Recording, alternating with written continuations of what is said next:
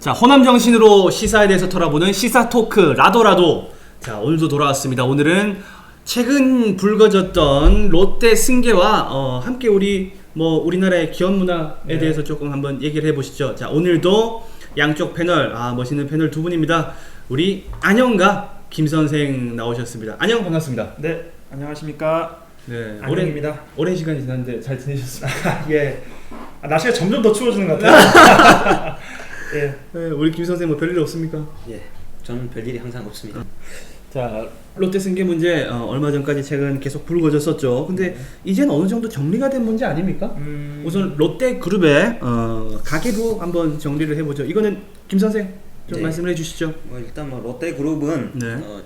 1948년이죠. 네. 해방 즈음에서 잘 아시다시피 신격호 씨가 네. 일본에다가 먼저 주식회사 롯데를 세웠죠. 네. 세우고 그것이 이제 사업 규모를 확장해서 껌 같은 것이나 그런 걸 팔다가 이제 1966년쯤인가 네. 우리 잘 아시다시피 한일 국교가 정상화될 때 우리 당시 집권자였던 박 대통령께서 네. 제1교포 기업인들에게 조국을 위해서 투자를 하는 것이 어떠냐 그런 제안을 했고 그런 제안을 우리 신격호 씨가 받아들여서 와서 이제 서비스업이나 식품업이나 이런 네. 것에 집중을 하게 된 게 지금 현재 롯데그룹의 모체라고 할 수 있습니다. 껌부터 시작하는군요. 그렇죠.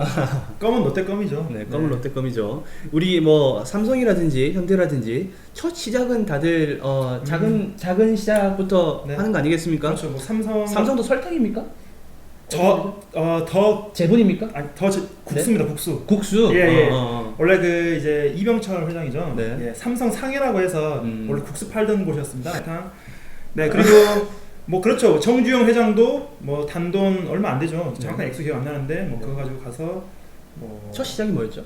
첫 시작은 이제 아도 서비스 주식회사라고 자동차 정비 사업을 시작했던 자동차 것이지. 정비사. 예. 그러다가 토건도 같이 겸해서 현대건설이 됐고 그 현대건설이 현대그룹의 모태가 됐죠. 그렇죠. 토건으로 엄청나게 컸다고 예. 할 수 있겠죠. 근데 삼성 상해라고 하니까 웃기네요. 예.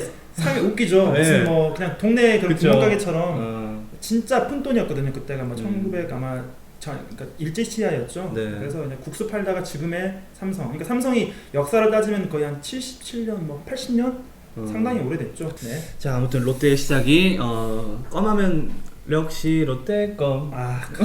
이건 전 국민이 다 아는 거죠. 네. 자, 그렇게 시작했는데 지금 현재 왜 문제가 되는지 그룹 승계에 대해서 좀 한번 얘기를 해주시죠. 네. 지금 현재 승계권이 일단 계속 불거져 왔지만 신동빈 회장한테 넘어왔죠. 이때 어떻게 넘어왔습니까? 규주총회가 좀 크게 작용을 했다고. 예. 그룹의 이사라든지 네. 주주라든지 그런 사람들의 거의 절대 다수의 지지를 받은 것으로 알고 있습니다. 근데 문제는 네. 1라운드에서 패배한 신동빈 씨가 네. 그 패배를 인정하지 않고 예. 이제 경제적 지분 가치라는 개념을 동원해 가지고 다시 한번 2라운드에 서막을 울렸습니다. 경제적 지분 가치요. 예, 그 말이 뭔가 하니 실질적인 어떤 그 경제적인 예. 그 롯데의 지배 구조의 정점에 있었던 그 롯데홀딩스 있지 않습니까? 네. 그 롯데홀딩스의 지분이 광윤사가 제1주주라는 것을 다들 알고 계시겠죠? 광윤사요? 예, 광윤사. 어떤 건지 좀 설명을. 예. 무슨 일을 하는지 구체적으로 잘 알려지지 않은 회사입니다. 아무튼 최고 예. 지분을 가지고 있다. 실체를 따지고 보면은 주식의 거의 대부분을 그 신격호 회장 일가가 가지고 있는 네. 그런 가족 회사 정도로 예. 파악하시면 될 것 같습니다. 예. 그런데 그 광윤사의 지분을 그 신동주 씨가 네. 50% 가지고 있고, 예. 또 신동빈 씨는 그에 못 미치는 38% 정도에 미치고 있어서 예. 그 자신이 그 오히려 경제적 지분이라는 가치를 도입하면은 네. 롯데의 경영권을 가질 정당성이 있다. 그렇게 주장하고 있는 것입니다. 그렇군요. 근데 전체 그 주식 현황을 보니까 이제 신동빈 회장이랑 신동주 회장이 큰 차이는 나지 않는데 한 5% 정도 차이 나더라고요. 예, 신동빈 회장이 한 44%. 예. 예, 뭐 39%그 정도던데. 아마 2013년이었을 거예요. 그때 네. 이제 그 기사가 하나 났는데요. 예. 한마디로 이제 신격호 회장 이후에 차남 신동빈 씨로 완전히 경영 체제가 확정이 됐죠. 네. 근데 그 다음에 한마디로 차남이 그룹을 승계하고 어떻게 보면 이제 이게 왕자의 난에서 1차적으로 그렇죠. 예. 네, 사실 좀 왕자의 나이는 하기 좀 미미하긴 하고요. 현대가에 비하면 좀 미미하고요.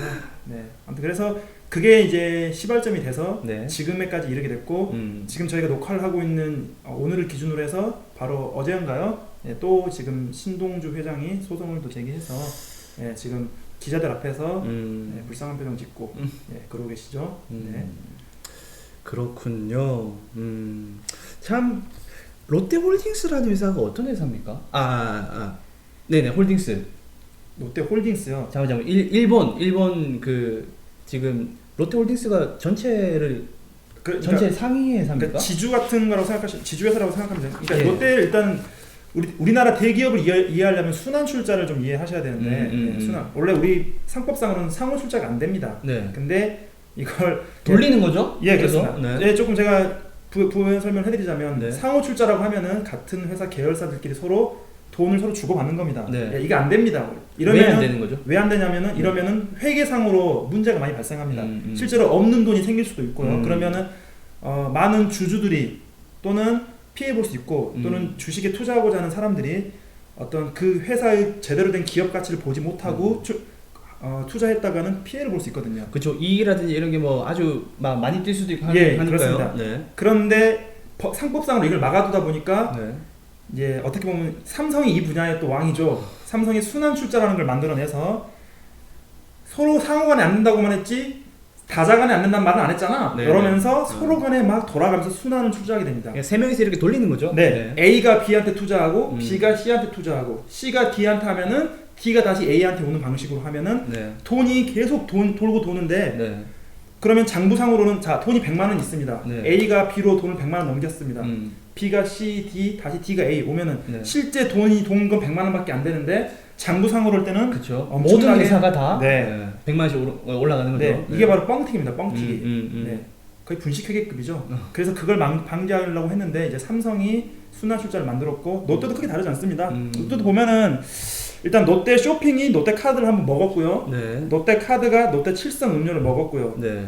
그리고 그 이후에 이제 롯데 칠성 음료가 롯데 또 쇼핑을 먹고 근데 호텔 롯데라고 있습니다. 네. 여기가 그 주요 계열사들의 지분을 소유하고 있어가지고 사실상 한국 롯데에서는 지분회사격 예, 이렇게 생각하시면 됩니다. 호텔이요? 네네. 네. 그러니까 너무 자세한 그런 순환 출자 구조에 대해서는 사실 이렇게 너무 깊이 관여하시면 머리 아프십니다. 예, 그리고 이제 사실 알려지지 않은 부분 상당히 많이 있고요. 네네. 김 선생님 준비하신 거 좀 말씀해 주시죠. 뭐 네. 그게 뭐 저도 뭐 대동소이합니다. 뭐 순환 출자 말씀해 주셨고요. 아까 뭐 첨언하자면은 네. 뭐 순환 철자의 단점으로 그 순환 고리 중에 일부 회사만 무너져도 연쇄 부도가 돼서 IMF 사태 때와 같은 기업의 연쇄 부도를 불러일으킬 수가 있고 또 뭐 적은 지분만으로 소위 말하는 황제 경영을 해서 잘못된 경영 결정을 내리고 그것이 경제에 엄청난 파급 효과를 미칠 수 있습니다. 네. 이제 제가 이제 여기 이 시점에서 드리고 싶은 말씀은 일단 순환 출자의 문제점에 대해서는 많은 분들이 아셨을 거라고 믿고요. 그러면 도대체 이 승계 문제가 뭐가 문제냐? 네. 저희가 이제 이 말씀을 드리고 있지 않았습니까? 간단합니다. 네. 이게 서로 간에 법적으로 문제가 없으면 상관은 없습니다. 문제는 뭐냐? 롯데라는 그룹은 어느 한 사람의 소유가 아니지 않습니까? 네. 기업이라고 하면은 동네 골목 시장이면 또는 골목 회사면 상관없는데 롯데라는 상당히 큰 기업이지 않습니까? 이런 기업에서 이런 승계권 문제가 생기고 갈등이 생기고 소송까지 가면은 그 밑에 있는 많은 주주들, 이사들이 피해를 보게 됩니다. 네. 이건 고스란히 우리 국민 경제 전체에도 피해를 끼치고요. 그렇기 때문에 대기업들의 이런 그냥 틈만 나면 나는 이 승계권 문제는 정말 큰 문제가 있다고 보시면 되겠습니다. 가까운 예로 삼성 같은 경우도 최근에 이재용 부사장이 이제 훨씬 이제 뭐 거의 단독 원톱이 되지 않았습니까? 네. 삼성물산과 제일모직이 합병하면서 또 그 전에는 현대가가 아시다시피 이제 정주영 흔히들 왕 회장이라고 하죠. 왕 회장이 정몽원 씨에게 그룹을 승계해 주려고 했다가 큰형인 몽준이가 동생인 몽준이가 반대를 해서 친구 성은 생각했습니다. 예. 제가 그럼 성을 붙이도록 하겠습니다. 그래서 하다 보니까 정몽구 씨와 정몽준 씨가 이제 정몽원을 상대로 해서 이제 싸움을 벌이죠. 그러자 정몽원이 밀리니까 병상에 누워 계신 아버지를 찾아가서 아버지 나 좀 도와주세요. 그래서 일단락된 게 현대 왕좌의 난이죠. 그래서 결국 정주영 회장님 제가 성대모사까지 하고 싶은데 그건 힘들 것 같고요. 약간 몽구는 현기차 가지고 몽준이는 현대중공업 가자라 하고 사이좋게 헤어지는 듯 했으나 뭐 결국 정몽원이 힘들 때 서로 형제끼리 쳐다도 안 보고 싸우고 나중에 뭐 또 별로 그 사건이 뭐 원인이 된 건 아니지만은 또 안타깝게 정몽원 씨가 또 자살까지 하지 않았습니까? 예. 그러니까 참 이 돈 앞에서는 형제도 없고 상속자만 있다. 최근에 드라마 상속자들이라고 있었는데요. 그 무거운 왕관을 쓰려는 자 뭐 견디거라 그러는데요. 제가 볼 때는 그 왕관을 쓰려면은 보통의 멘탈로는 힘듭니다. 그게 언제였죠?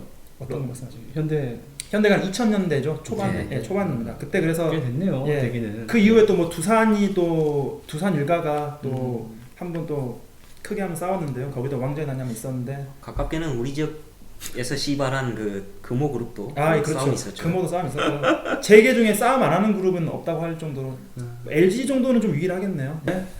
롯데 승계 문제로 시작해서 뭐 우리나라 대기업의 이야기까지 조금 풀어봤는데 마지막으로 한 마디씩 해주시고 마치겠습니다. 네. 저는 뭐 이런 말을 하고 싶습니다. 저 신동빈이나 신동주 그 두 분 다 네. 원래는 일본 국적자였습니다. 네. 그런데 대한민국이 외국인이 와서 멋대로 기업을 운영할 수 있는 나라인가? 또 그렇게 운영을 해서 국부를 마음대로 유출시켜도 되는가? 우리나라는 절대 일본의 꼬봉이 아닙니다. 그럼요. 예, 네, 그렇기 네. 때문에 네. 정부는 앞으로도 이런 식의 기업 운영이 있을 때는 철저하게 감시를 하고 개입을 해서 통제를 해야 된다고 생각합니다. 중요한 말씀 해주셨습니다. 네, 아주 말씀. 네, 네. 저도 이제 마무리하면 네. 하겠습니다. 이 사실 롯데라는 그룹이 같은 계열 회사들 사이에서도 국민들 사이에서도 사실 이미지가 많이 안 좋아졌습니다. 네, 사실 롯데 하면 되게 짠물 이미지가 강하거든요. 네, 그렇죠. 네, 많이 좀 특히 직원들한테도 그런다고 네, 하니까. 특히 네. 하청업체들도 많이 좀 쥐어짜고 이런 이미지가 있는데요.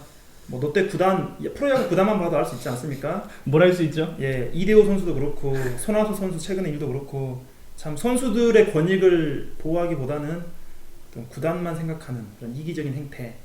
저는 뭐 그들의 행태가 이 롯데그룹 대표들의 생각과 크게 다르지 않다고 봅니다. 정말 큰 문제가 있고요. 예전에 정말 한국의 대표적인 정말 모범 기업이라고 하면 유한양행을 들 수 네. 있습니다. 유일한 네. 박사님이 세우신 유일한 박사님이 아시다시피 이런 말씀하셨죠. 기업의 소유주는 사회이다. 네. 단지 그 관리를 개인이 할 뿐이다. 정말 멋진 말이지 않습니까? 멋진 말입니다. 네. 정말. 그래서 그분은 실제로 1969년에 자신의 외아들이 아니라 전문 경영인에게 회사를 넘겨주지 않았습니까? 그리고 아들들에게는 내가 너희들을 대학까지 보내줄 학비만 대주겠다 하면서 아주 조금의 자산만 남겨두고 모든 걸 사회에 환원하셨죠. 그래서 참 유일한 박사님이 지금까지도 많은 분들에게 귀감이 되고 네. 저 위인 전기까지 나오지 않았습니까? 네.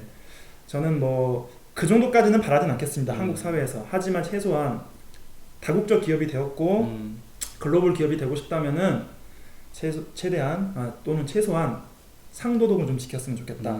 예. 마음을 지켰습니다. 대단한 분입니다. 뭐 두 분 다 좋은 말씀 감사드리고요. 맞습니다. 기업은 사회의 것이다. 하지만 그 운영하는 주체가 개인일 뿐인 것이다. 참 마음에 와닿는 말입니다. 이 롯데그룹의 승계 문제와 관련해서 여러 가지 문제가 참 불거져 나왔습니다. 롯데그룹이 결국 일본 그룹이 아니냐 뭐 이런 말까지 나올 만큼 참 국민들의 불신을 많이 받았는데요. 앞으로 이런 일이 없었으면 좋겠고요.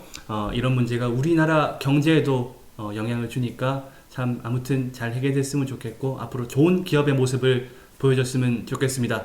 자, 오늘 시사토크 라더라도 여기까지입니다. 시청해주신 여러분 고맙습니다.